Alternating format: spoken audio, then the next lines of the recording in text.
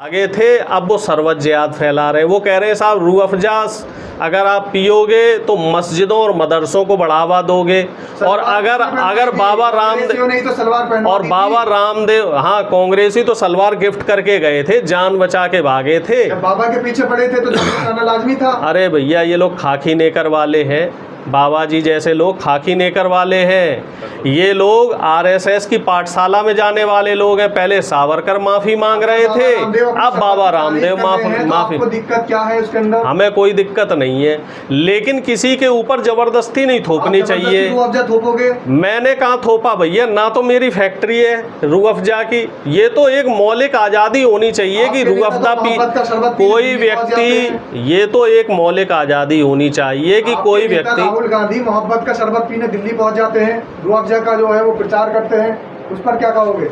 और एक आधा सवाल है तो वो भी पहले कर लो। नहीं भाई बात तो पूरी होने दिया करो महाराज। आप जवाब दीजिए। आप पहले एक पहला सवाल करो तो उसका जवाब होगा, जवाब पूरा होने के बाद ही आप बोलोगे। चलिए आप जवाब दीजिए। न कौन से सवाल का जवाब देना, अभी आपके 2-3 सवाल हो गए। क्या आप बात कर रहे हैं? आप कह रहे हैं कि हम प्रचार नहीं करते, तो आपके नेता राहुल गांधी तो मोहब्बत का शरबत पीने पहुंच जाते हैं। उसमें कहीं रूह अफ़ज़ा का तो नाम नहीं था। वो शरबत किसी भी कंपनी का हो सकता है, रूह अफ़ज़ा का कोई पेटेंट नहीं है शरबत पे, ये बात आप समझ लो। शरबत आजम भी चलता है और डाबर का भी शरबत आता है, और कई जो हिंदुस्तानी कंपनियां हैं जो हिंदू चलाते हैं उनके भी शरबत आते हैं। तो शरबत पे कब से धर्म हो गया शरबत का? हमें तो ये समझ में नहीं आता। खाने का, पीने का, पहनने का, ओढ़ने का, इनका धर्म ईमान कब से हो गया है? ये दीन धर्म बनाया है बीजेपी के लोगों ने, ये दीन धर्म बीजेपी के लोगों ने बनाया है। सुनिए मेरी बात सुनिए। अरे सुनिए तो सही, बात तो सुन लीजिए कि बाबा जी के शरबत में है मिलावट। जिस तरीके से बाबा के शहद में मिलावट थी, बाबा के घी में मिलावट थी, उसी तरीके शरबत में मिलावट है।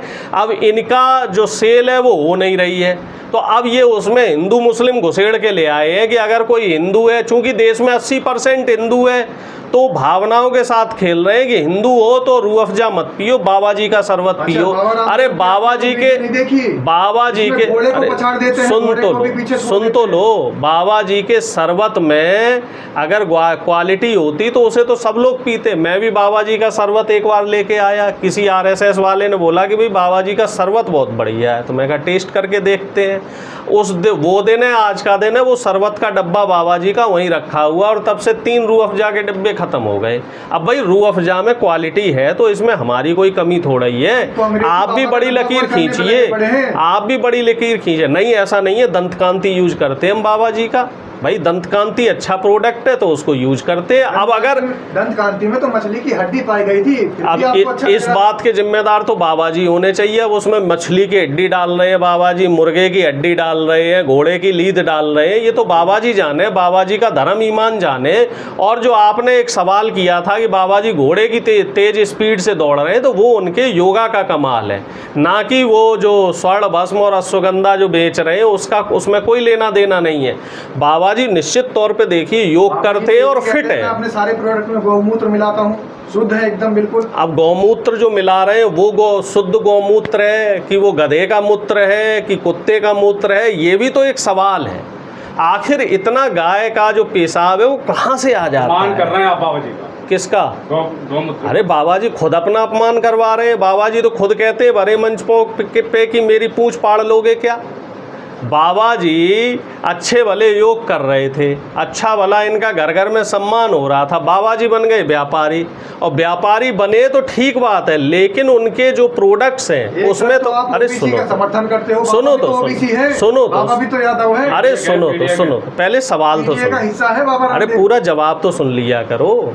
जवाब सुनने का अगर साहस नहीं है तो फिर सवाल मत किया करो। आप लोगों के साथ समस्या यही है। ये बात मेरी कोई मनगढ़ंत बात नहीं है। इस बात के लिए तो बाबा जी के ऊपर सुप्रीम कोर्ट से फटकार लग चुकी है, और बाबा जी सुप्रीम कोर्ट में नाक रगड़ के माफ़ी भी मांग चुके हैं। उनके प्रोडक्ट्स में मिलावट है और जो उनके प्रचार हैं वो भ्रामक है। इस बात के लिए कई बार सुप्रीम कोर्ट उन्हें शर्मिंदा कर चुका है। अब बाबा ढीठ है, बाहर आता है फिर बेशरम हो जाता है। अब फिर कोई सुप्रीम कोर्ट में अदालत में जाएगा, फिर बाबा जी नाक रगड़ेंगे और फिर उसके बाद फिर माफ़ी मांगेंगे। प्रोडक्ट नकली है तो सारे टीवी पे उनका एडवर्टीजमेंट क्यों चलता है? टीवी पे पैसा मिलता है भैया, पैसे का खेल है। पैसे पे तो टीवी पे तो मोदी जी का भी एडवर्टाइजमेंट चल रहा है। अब आप कहोगे कि मोदी जी झूठ बोलते हैं। टीवी पे तो जो पैसे देगा उसका विज्ञापन चलेगा और उसमें नीचे एक लाइन भी चलती है कि उसके लिए टीवी चैनल जिम्मेदार नहीं है। विज्ञापन तो तमाम है, जो विज्ञापन देने वाली कंपनियां हैं वो अपने प्रचार प्रसार बाबा ने खरीद लिए न्यूज़ चैनलों में। बाबा ने क्यों खरीद लिए भाई? बाबा पैसे दे रहे हैं प्रचार चलवाने के लिए, जो पैसे देगा वो प्रचार चलेगा। अब न्यूज़ चैनल जो है वो पहले की तरह न्यूज़ चैनल थोड़े ही रहे हैं, अब तो सीधा पैसे का खेल है। जो ज़्यादा पैसे देगा उसकी ज़्यादा खबरें चलेंगी। विपक्ष पैसे नहीं दे रहा है तो विपक्ष की खबरें नहीं चल रही हैं, विपक्ष की आवाज़ को दबाने का काम किया जा रहा है। अब मुद्दा कोई मिला नहीं तो पीछे से बीजेपी ने बोल दिया है बाबा को कि भैया तुम सर्वत जिहाद छेड़ दो। अब बताइए, ये भी कोई बात हुई सर्वत जिहाद की? अब मान लीजिए कोई आदमी, अब सोचिए एक बड़े कायदे का एक जो आप इस बात से एक बात निकल के आई है, मान लीजिए कोई प्यासा मर रहा है तो वो क्या धर्म देखेगा कि भैया मैं हिंदू हूँ तो हिंदू के हाथ से ही पानी पीऊँ? प्यासा शरबत कहाँ पानी पिएगा ना? पानी की अब कल को तो पानी भी लेके आएंगे, कहेंगे साहब हमारा पानी पियो। बिस्लेरी कंपनी या जो तमाम कंपनियां वो बता देंगे कोई क्रिश्चियन की कंपनी है, कोई मुसलमान की है, कोई जैन की है, कोई पारसी की है, हिंदू का पानी पियो। कल को ये पानी जिहाद भी करेंगे, कल को बाबा जी पानी जिहाद भी करेंगे। कमेंट के माध्यम से जनता बता देगी कि आपकी बात सही है या फिर बाबा रामदेव की। अब ये तो जनता जनार्दन तय करेगी।